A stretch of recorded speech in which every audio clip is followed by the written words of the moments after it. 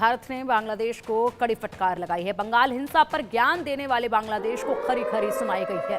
अपने अल्पसंख्यकों के अधिकारों पर ध्यान दो बांग्लादेश, हमें ज्ञान देने की जगह खुद के गिरबान में झांकिए। बांग्लादेश में हिंदुओं के खिलाफ अपराध अभी भी लगातार जारी है।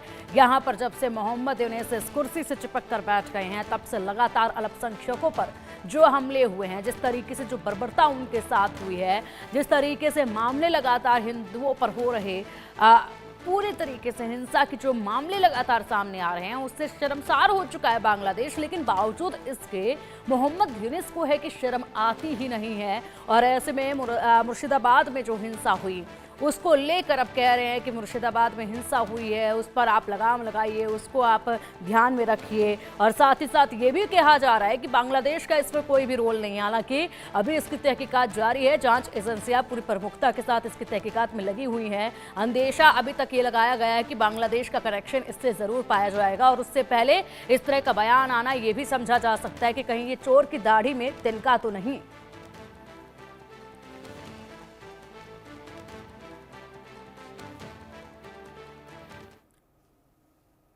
तो बांग्लादेश को भारत ने क्लियर संदेश दे दिया है, हमारे आंतरिक मामलों में हस्तक्षेप ना करे यूनुस, बांग्लादेश को खुद के गिरबान में झांकने की जरूरत। बांग्लादेश में हिंदुओं के खिलाफ अपराध अभी भी जारी हैं, यूनुस को अपराधों पर लगाम लगानी चाहिए। बांग्लादेश में खुलेआम घूमते हैं हिंसा में शामिल अपराधी, अल्पसंख्यकों के अधिकारों की रक्षा करने पर ध्यान केंद्रित करे बांग्लादेश, ना कि हमारे अंदरूनी मसलों में झांके बांग्लादेश।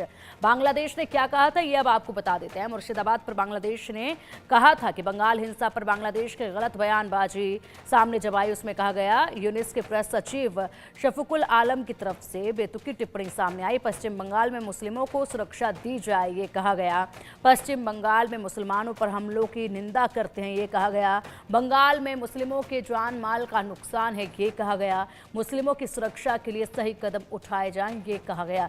ये वो बांग्लादेश जहां पर लगातार हिंदुओं पर अत्याचार हो रहे हैं, हिंदुओं के घरों में जाकर उनसे बर्बरता की जा रही है, हिंदू मंदिरों पर आगजनी जैसी हरकतें की जा रही हैं, हिंदू मंदिरों में घुसकर हिंदू देवी देवताओं की मूर्तियों को खंडित किया जा रहा है। वो बांग्लादेश की तरफ से अब ये बयान सामने आया है। सोचिए जरा, खुद के गिरबान में झांकना नहीं है, लेकिन हमें ज्ञान दिया जा रहा है। बांग्लादेश जो फिलहाल डूबती हुई नाव की तरह नजर आ रहा है, वो बांग्लादेश दूसरों को बता रहा है कि सफर कैसे तय करना है और अपने खुद के घर को कैसे बचाना है।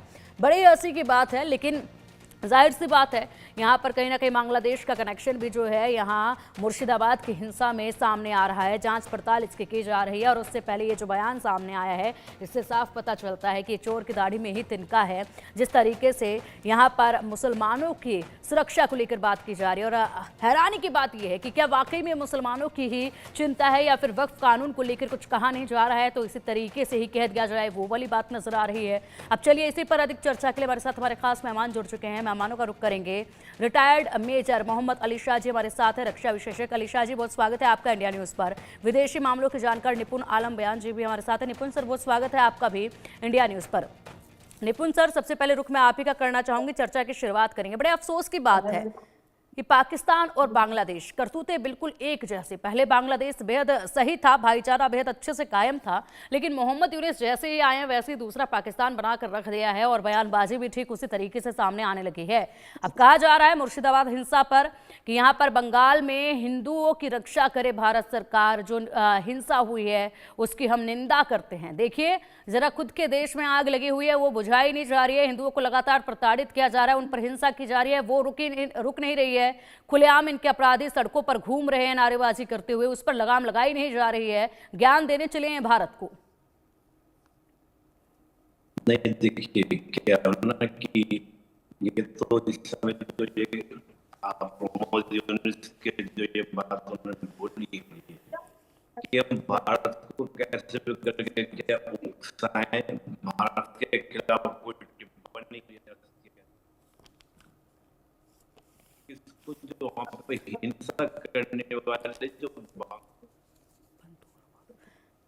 निपुण जी, आपकी आवाज साफ से मिल नहीं पा रही है, आएंगे आपके पास। फिलहाल एक बार फिर से विस्तार से बता देते हैं जिस तरीके से यहाँ पर अल्पसंख्यकों के अधिकारों की रक्षा करने पर ध्यान केंद्रित करे ये जवाब जो है हिंदुस्तान की तरफ से बांग्लादेश को दिया गया है। वाकई में यहाँ पर खुद हिंदुओं की, अल्पसंख्यकों की रक्षा की नहीं जा रही है, लेकिन भारत को ज्ञान दिया जा रहा है कि वहां पर मुसलमानों की रक्षा की जाए। वाकई में इतने वक्त से जो हो रहा था उस पर क्या एक बार भी गौर किया है कि मोहम्मद यूनिस ने जिस तरीके से अब वो यहाँ पर ज्ञान दे रहे हैं? 2024 में बांग्लादेश में उथल पुथल के बाद से अल्पसंख्यकों पर उत्पीड़न के 2400 से ज्यादा घटनाएं अब तक सामने आ चुकी हैं और इसी साल अब तक 72 घटनाएं जो हैं वो पेश आ चुकी हैं। सोचिएगा जरा, अब इसी साल में जनवरी से लेकर अब तक 72 घटनाएं सामने आ चुकी हैं और ये आंकड़ा जो है वो और भी अधिक हो सकता है। 72 घटनाएं जब तक जानकारी हासिल हुई तब तक की बताई जा रही है, ये मामले और भी सामने आ सकते हैं। और हाल ही में अब एक बड़ी खबर भी सामने आई है जिसमें यह बताया गया है कि बांग्लादेश में एक हिंदू नेता के घर में घुसकर उसको पीट कर बेरहमी से